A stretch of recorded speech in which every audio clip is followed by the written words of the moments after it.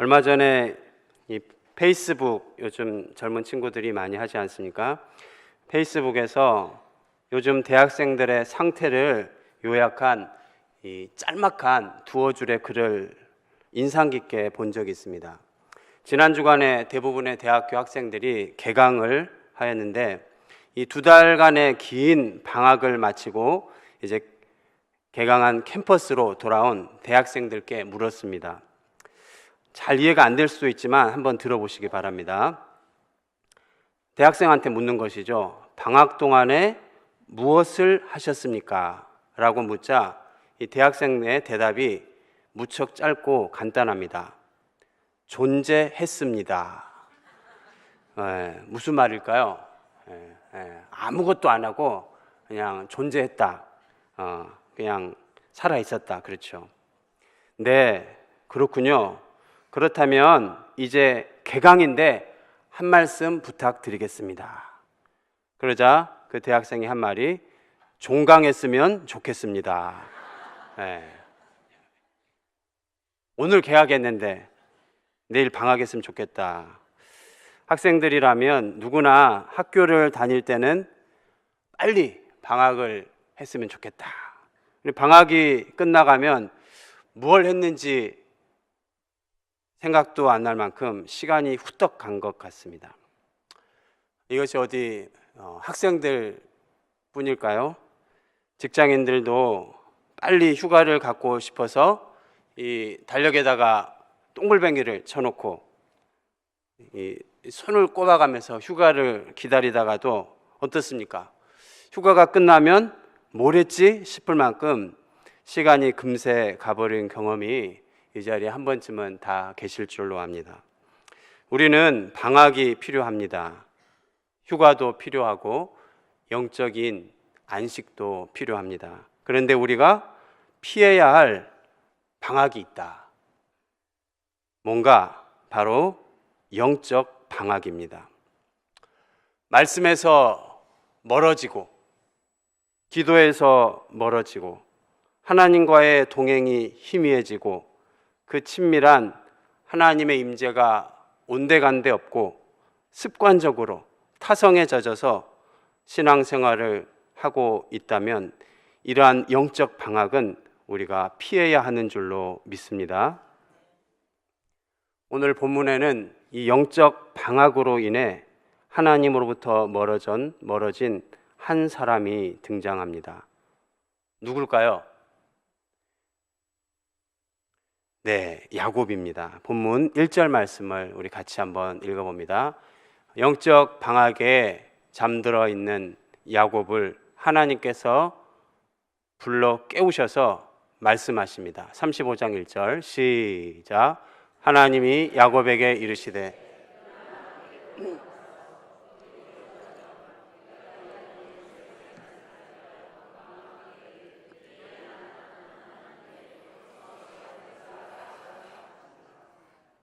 하나님께서 야곱한테 뭐라고 말씀하십니까? 오늘 설교 제목이기도 한데요. 뭐죠? 베델로 올라가라. 베델로 올라가라. 그 베델은 어떤 곳인가? 1절에 여러분이 잘 읽어주신 것처럼 네가 네 형 에서의 낯을 피하여 도망하던 때에 내게 나타났던 그 하나님, 거기 네가 만났던 그 베델로 올라가라. 왜 올라가라? 가서 제단을 쌓아라. 제단을 쌓는다는 말은 오늘의 신약의 용어로 고쳐서 표현한다면 예배를 드리라는 것이겠죠. 지금 하나님께서 야곱한테 베델로 올라가라, 제단을 쌓으라 라고 명령하신 까닭은 야곱이 지금 제단을 쌓고 있다는 겁니까? 안 쌓고 있다는 겁니까? 안 쌓고 있다는 것이지요. 예배를 드리고 있다는 말인가? 안 드리고 있다는 말인가? 귀찮게 자꾸 왜 물어보냐? 안 드리고 있다는 말입니다. 하나님은 야곱이 베델로 올라가기를 원하십니다. 그럼 야곱이 지금 베델로 올라가야 한다면 베델이 아닌 어디에 야곱이 서 있는가? 네, 바로 앞장에 보면 야곱이 어디에서 어떤 짓을 하고 있는지 기록되고 있습니다. 세겜에서 우리가 잘 알고 있는 야곱의 딸 강간 사건이 34장에 기록되어 있습니다. 야곱의 딸 디나가 세겜에 거주하는 히위 족속 중 하몰의 아들이자 그 땅의 추장인, 이름도 세겜이에요. 지명도 세겜인데 그 땅의 추장인 세겜한테 강간을 당합니다. 이 사건에 붕괴한 야곱의 아들들은 이 일을 어떻게 처리하는가?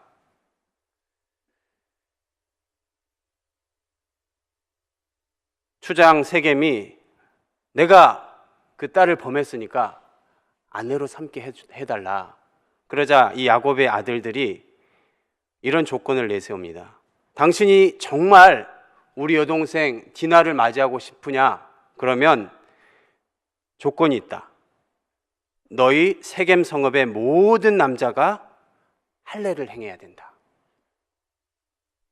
우리는 할례를 받은 하나님의 백성이기 때문에 너희 모든 남자가 할례를 행한다면 우리가 딸을 주고 너희 딸도 우리가 받아서 우리가 함께 거주함으로 한 민족이 될 것이다.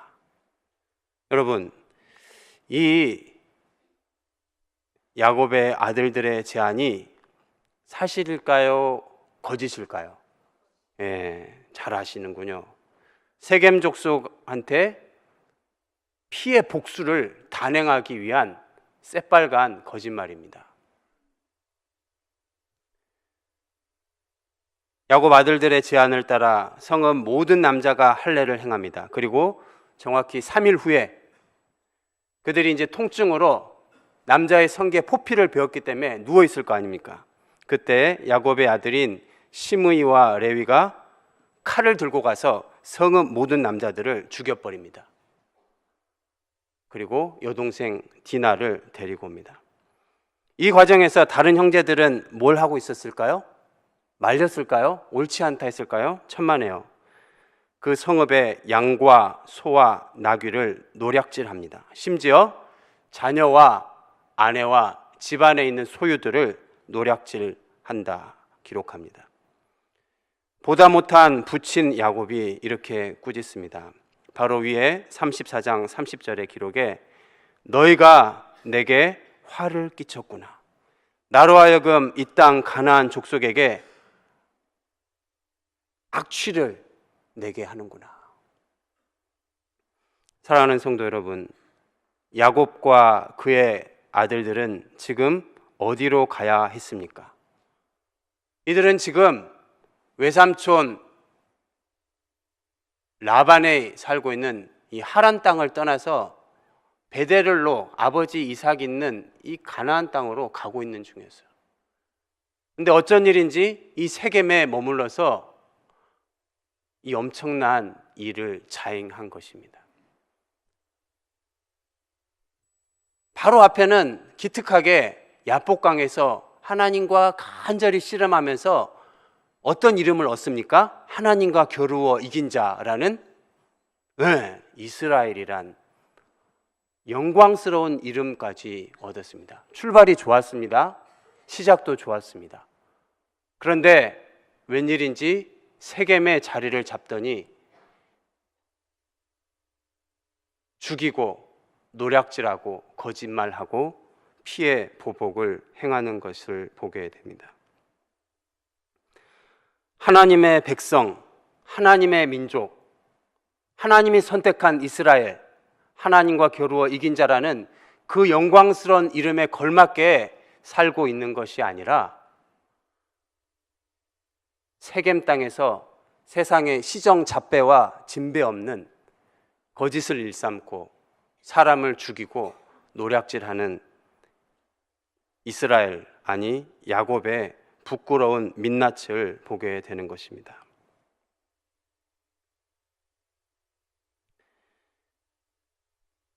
하나님이 오늘 1절에 일어나서 베델로 올라가라,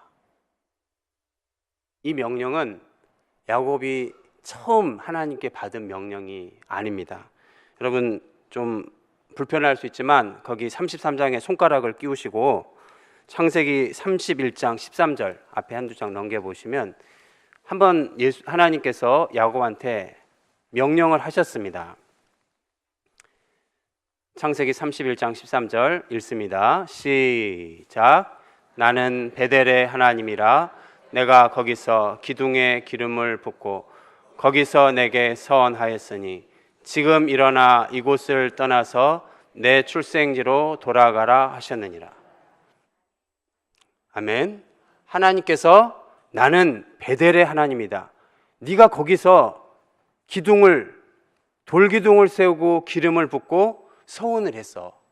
거기로 돌아가야 돼. 언제 서원했을까요? 지금으로부터 20여 년 전. 또 손가락을 끼우고 28장 20절 한번 읽어보겠습니다. 28장 20절에 20여 년 전에 이런 일이 있었다.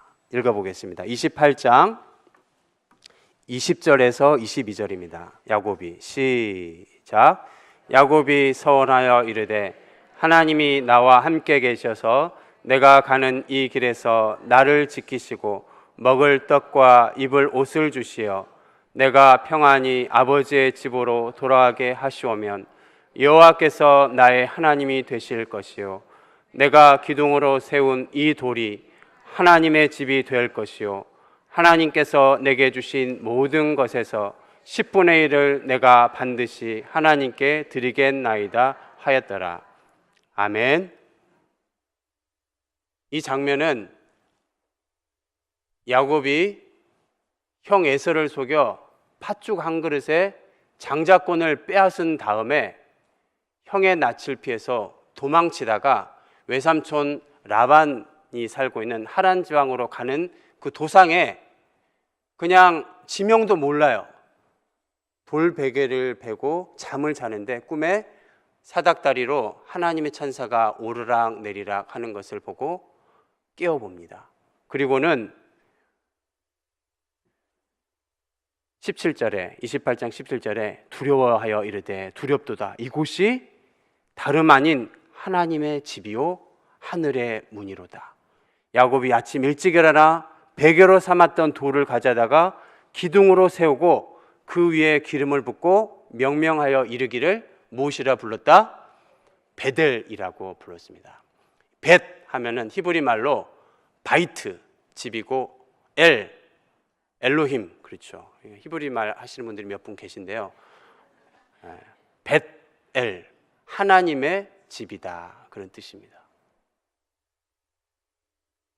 베델은 단순한 지명이 아니라는 것입니다. 베델은 그가 형님의 낯을 피해서 도망가고 그의 심령이 궁급해서 어찌할 바 모를 때 만나주신 하나님이 만나주셨던 곳이고 천막 하나 이불 한 채 없이 노숙하면서 밤 이슬을 맞고 돌베개를 비고 잤던 그곳에서 환난 날에 응답해 주시고 만나 주셨던 바로 그곳이 베델이다. 베델은 야곱에게 첫사랑, 하나님과의 첫사랑의 구원의 감격의 자리요, 베델은 야곱에게 신앙의 1번지이고 베델은 그가 처음 하나님을 인격적으로 경험하게 된 바로 그 장소가 베델이라는 것입니다. 오늘 하나님께서는 있어야 할 자리에 있지 않고 해야 할 일을 하지 않고 엄한 데 가서 세겜에 가서 증오와 미움과 보복과 살인을 일삼고 있는 야곱의 일가들을 불러다가 일어나 베델로 가라. 너 지금 뭐하고 있냐? 어디에 서 있느냐? 너의 신앙의 좌표를 확인해 봐라. 일어나 베델로 가라 말씀하십니다. 사랑하는 성도 여러분, 야곱에게 이 베델이 신앙의 1번지이고 첫사랑의 감격의 현장이었고 그가 주님을 만난 사건이 있었던 곳이라고 한다면 여러분께 여쭙니다. 나의 베델은 어디인가? 내가 주님을 만난 곳, 환난 날에 주님이 나를 만나 주셨던 곳, 두려움을 피해서 궁급한 심정으로, 지푸라기라도 잡는 심정으로 하나님을 부르짖었던 나의 베델은 어디인가? 바람이 불고 따뜻한 집 한 채 없고 힘겹게 살고서 하나님이 나의 전부이고 하나님이면 충분하다, 하나님이 결론이다, 하나님이 나의 와일드 카드다, 하나님이 나의 히든 카드라고 첫사랑을 나눴던 나의 베델은 어디냐라는 것입니다.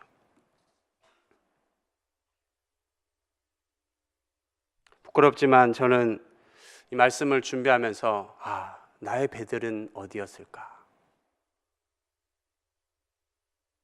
10여 년 전에 이 간경화로 2년 동안 사역을 중단하고 용인 한 귀퉁이에서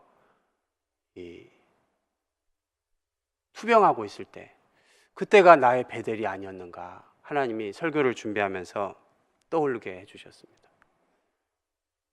하나님 없으면 안 된다, 하나님이면 충분하다, 내가 바라고 추구했던 그 모든 것들 다 잃는다고 해도 하나님이면 충분하다.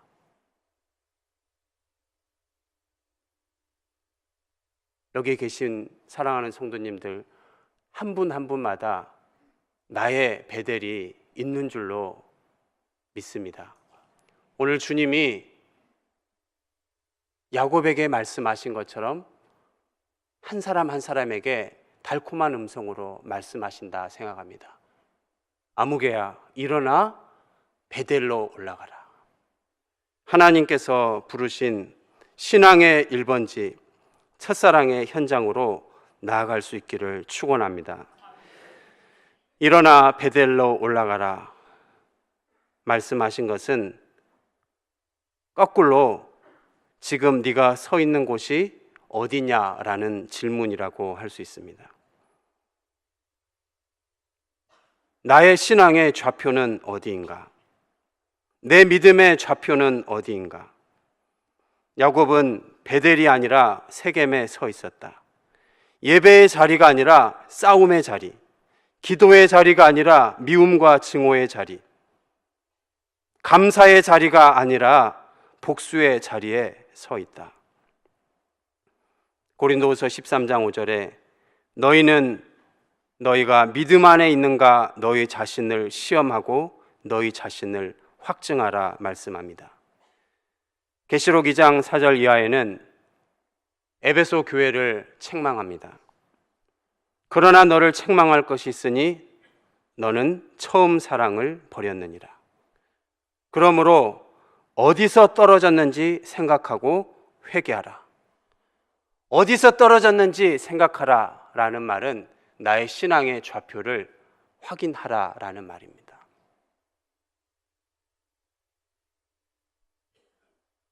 한번 우리 옆에 분한테 당신의 신앙의 좌표는 어디십니까? 너무 정죄하듯이 묻지 마시고 따뜻하게 집사님의 신앙의 좌표는 어디십니까? 한번 물어봐 주십시오.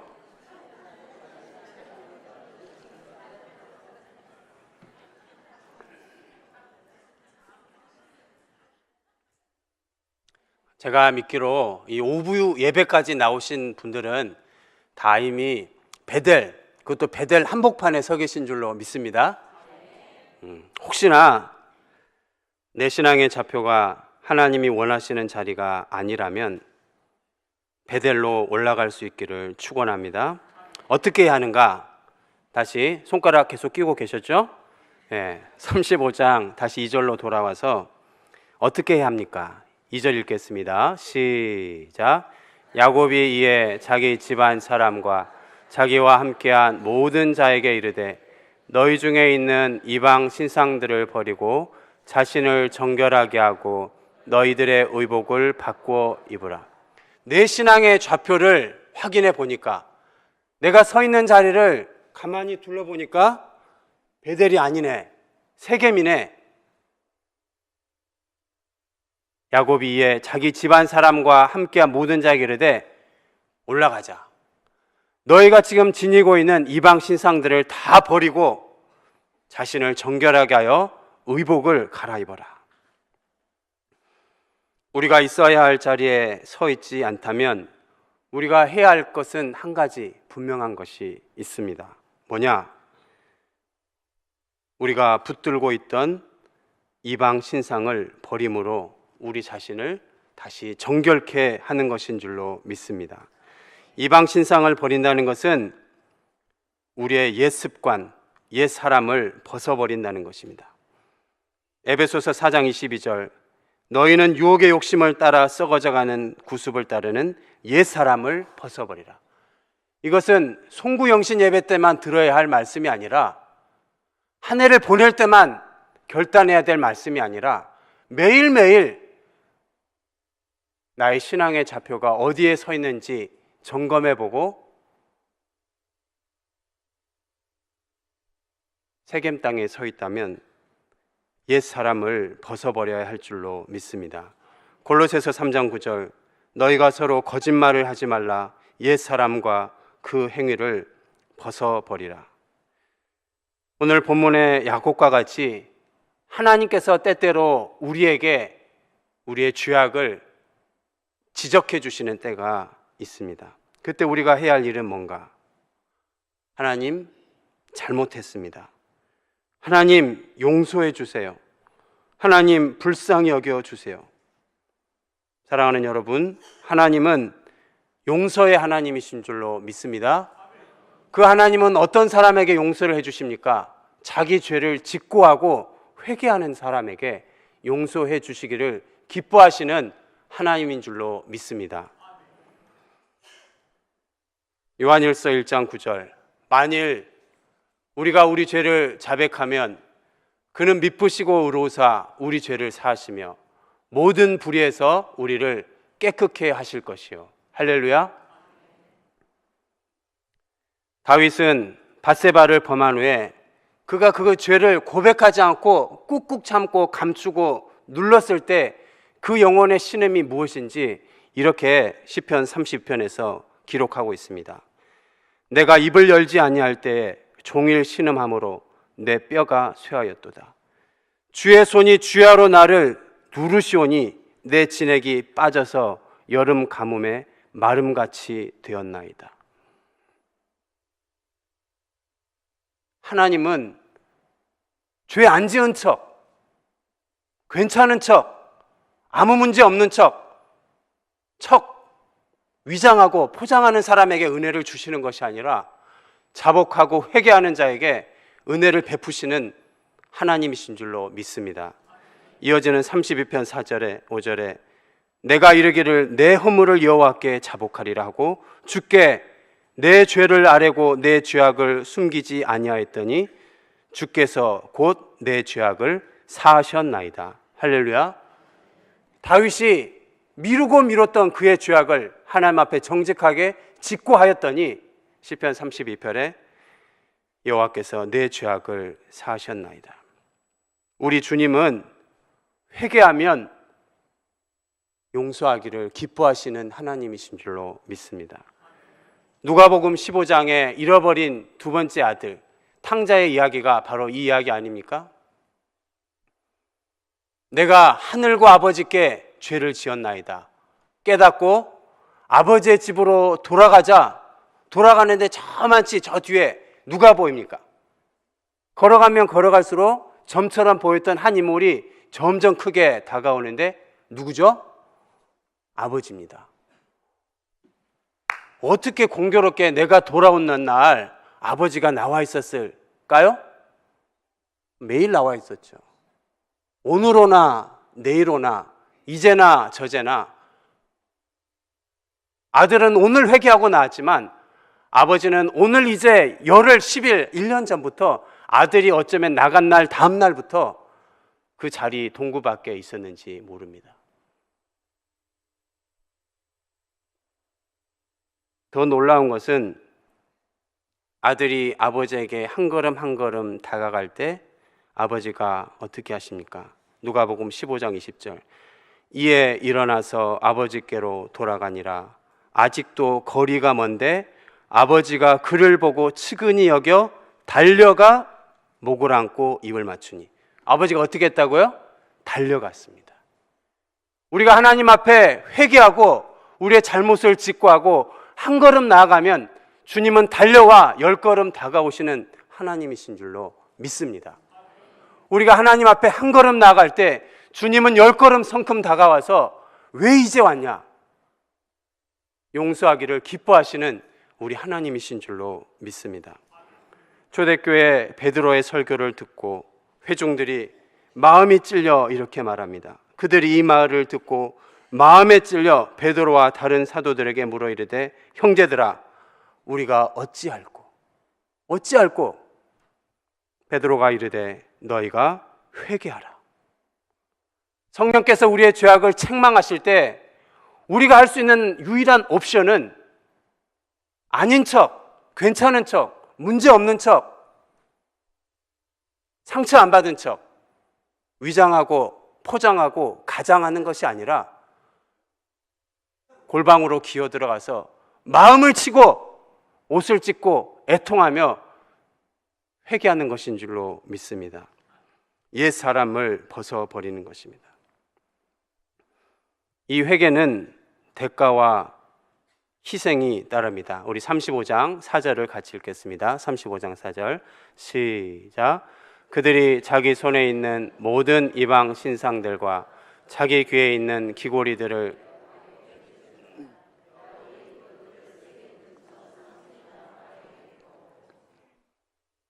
야곱이 결단하자 가족들은 이방 신상들과 귀고리들을 야곱에게 건네주고 야곱은 이것을 어떻게 합니까? 땅에다 묻어버립니다. 회개는 대가가 따르는 것이죠. 회개는 희생이 따릅니다. 회개는 손해를 각오하는 것입니다. 내가 잘못해서 상대방에게 손해를 끼쳤으면 하나님께 회개하는 것뿐만 아니라 필요하다면 그 사람에게 보상을 해야 되죠. 기도하면서 하나님 앞에 회개해서 아무개 집사한테 가서 사과해라. 그러면 미안합니다. 당신의 마음을 제가 아프게 했습니다. 용서해 주실 수 있으십니까? 사실은 쉽지 않습니다. 우리의 체면이 있고 채통이 있고 지위가 있고 중직자일 경우 더 어렵습니다. 저희 자녀들이 저 뒤에 있는데요. 우리 아이들이 3학년, 2학년, 1학년 어렸을 때는 우리 큰아들, 둘째 아들이 둘이 싸우면 둘이 세워놓고 미안해. 더 가까이 다가가서 안아줘. 사랑해. 그러면 금방 또 친해지고 이렇게 놀죠. 지금은 지금 중학생들 둘이 마주 세우는 것까지는 제가 하겠는데 미안해. 눈에 이제 살기가 막 와죠. 왔다 갔다 하죠. 사랑해. 안아줘. 제가 깨닫는 것은 나이가 들수록 이렇게 용서하고 사과하는 것이 어렵구나. 내가 세워놓은 것이 많을수록, 내가 갖고 있는 것이 많을수록 허리를 굽히는 것이 이렇게 힘들 수 있겠구나. 회개는 희생이 따르고 손해를 각오하는 것이다. 종교개혁자 루터는 말합니다. 돈지갑이 회개하기 전까지는 참된 회개가 아니다. 무슨 종교개혁자가 이런 돈 얘기를 밝혔나. 우리가 입술로 회개한다고 하지만 예수님도 내 물질이 있는 곳에 마음이 있느니라. 입술로는 하나님 사랑한다, 잘못했습니다, 회개하지만 우리의 재정의 우선순위가 하나님이 기뻐하시는 뜻을 따라 재구성되지 않으면 진짜 회개가 아닐 수 있다. 실제로 20세기, 19세기의 영국 웨일즈 대부흥 때의 기록을 보면 이 회개운동과 각성운동이 얼마나 강력했는지 짐승들이 이 회개운동을 느꼈다. 어떻게 그걸 느끼냐? 가축들이 주인들이 그 전에는 때리고 함부로 대하고 했는데 이 회개 운동이 일어나자 주인들이 가축들을 대하는 태도가 사뭇 달라진 것입니다.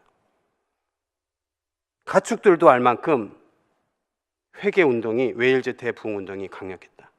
선착장에서 일하던 인부들은 자신들이 몰래 훔쳐간 연장들을 우리가 어찌할꼬 회개하고 자복하면서 기도했을 뿐만 아니라 훔쳤던 연장들을 몰래 부둣가 선착장에다가 갖다 놓는 것이에요. 이것들이 쌓여가지고 보관할 수가 없어서 창고를 만들 지경이었다, 이렇게 기록합니다.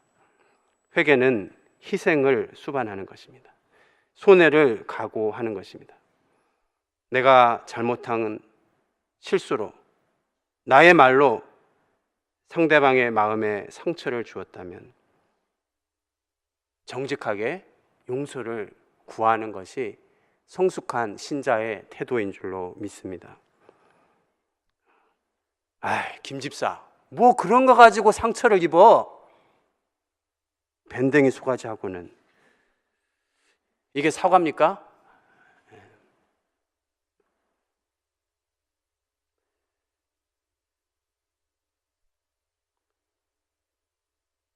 상대방이 그럴 수 있죠. 그런 거 뭐 괜찮습니다, 이렇게 하면 몰라도 내가 먼저 가서 그렇게 하는 것은 아니라고 생각이 듭니다.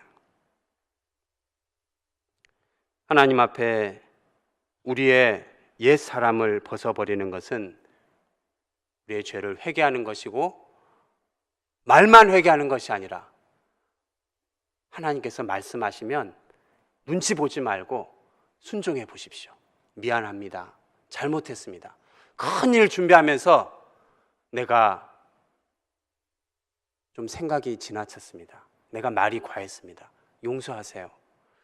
이런 이야기들이 우리 공동체 안에 일어나기 시작한다면 얼마나 여호와께서 기뻐하실까요? 특별히 70주년을 맞이하는 이 전례 없는 특별한 기념비적인 이 사건 앞에 회개하고 용서를 구하고 사랑하는 하나님이 기뻐하시는 아름다운 운동들이 우리 부평중앙교회 안에 전개되어지기를 주님의 이름으로 축복합니다. 말씀을 맺겠습니다. 하나님 앞에 회개하고 우리의 베델로 예배의 자리로 나올 때 하나님은 어떻게 응답해 주시는가? 5절 말씀을 같이 읽겠습니다. 35장 5절 시작. 그들이 떠났으나 하나님이 그 사면 고을들로 크게 두려워하게 하셨으므로 야곱의 아들들을 추격하는 자가 없었더라. 그들이 누굽니까? 야곱과 그의 일가가 이제 떠났습니다. 어디로 떠나는 거죠? 베델로 떠나는 것입니다. 베델로 떠나는데 지금 베델에 도착했습니까? 안 했습니까? 아직 안 했습니다. 베델로 도착도 안 했는데 예배의 자리로 베델로 발걸음만 틀렸을 뿐인데 하나님이 어떻게 응답해 주십니까? 하나님께서 그 사명 고을들로 크게 두려워하게 하셨다. 할렐루야. 야곱의 아들들을 추격하는 자가 없더라. 이게 야곱한테 얼마나 큰 위로가 됐는지 한번 생각해 보세요. 바로 위에 30절을 보십시오. 34장 30절을 보면 지금 베델로 떠나려고 하지만 그의 마음이 온통 두려움에 사무쳐 있는 것을 보게 됩니다. 여러분 30절을 같이 읽는데요, 손가락으로 나 또는 내가 몇 번 나오는지 한번 쉬어보시면서 읽어보시기 바랍니다. 야곱이 시작.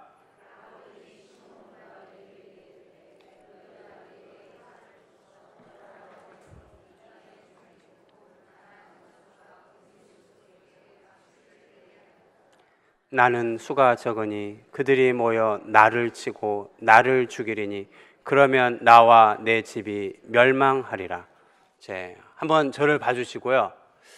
나를 가리키는 단어가 몇 번 나옵니까? 뭐 5번, 6번, 7번. 정답은 몇 번입니까? 여러 번 나온다. 우리 성도님들은 마음이 너무 따뜻하세요. 제가 캠퍼스에서 이런 유머하면 쳐다보도 보지 않는데 이제 간사님 미워요 이러는데 너무 감사합니다. 여러 번 나옵니다.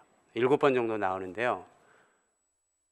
야곱이 이 아들들이 피해 보복을 자행한 후에 그들의 잘못을 꾸짖는 게 아니고요. 사실은 그들의 잘못 때문에 닥칠 두려움, 화를 지금 이 문장에 담겨서 표현하고 있는 거예요. 네가 나한테 화를 끼쳐서 나로 하여금 악취가 나는 내 수가 적으니 나를 치고 나를 죽이려니 나와 내 집이 멸망하리라.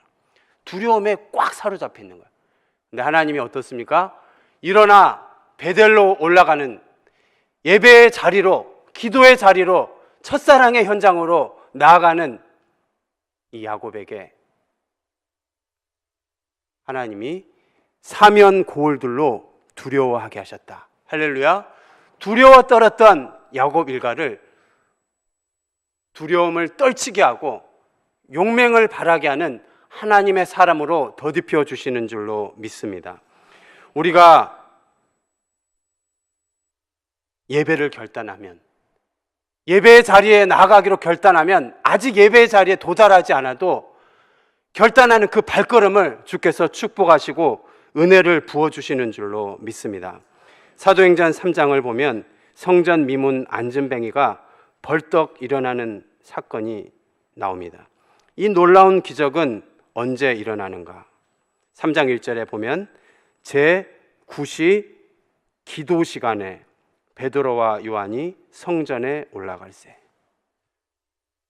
안전뱅이가 일어난 이 사건은 3장 1절로 못을 박아놨는데 제9시 기도 시간에 베드로 요한이 기도하러 가는 도상에 이 기적이 일어났다는 것은 우리에게 의미심장한 메시지를 던져준다. 기도의 자리에 와서 기도하는 가운데 하나님이 역사하시는 것도 물론 있지만 기도하기로 결단하고 기도의 자리로 나아가고 새벽의 자리로 나아가고 월삭의 자리에 나아가고 예배의 자리에 나아가고 심야 기도의 자리에 나아가고 그 나아갈 때 하나님께서 그 걸음을 기뻐하시고 은혜를 베푸시는 줄로 믿습니다. 가을이 성큼 다가왔습니다. 하반기 사역이 개강했습니다. 전도팀이 개강하고 중보기도팀이 개강하고 실버대학이 개강했습니다. 저는 오늘 설교를 시작하면서 방학이라는 화두로 말을 열었습니다. 행여나 여러분 가운데 영적 방학 가운데 계신 분이 있다면 오늘 이 말씀을 따라 일어나 베델로 올라갈 수 있기를 축원합니다. 혹시 지금 서 있는 곳이 세겜이라면 예배의 자리로, 기도의 자리로, 섬김의 자리로, 전도의 자리로, 말씀의 현장으로 나오시기를 축원합니다. 하나님은 예배의 자리로 나올 때 그 결단을 기뻐하시고 우리의 걸음부터 축복해 주실 줄로 믿습니다.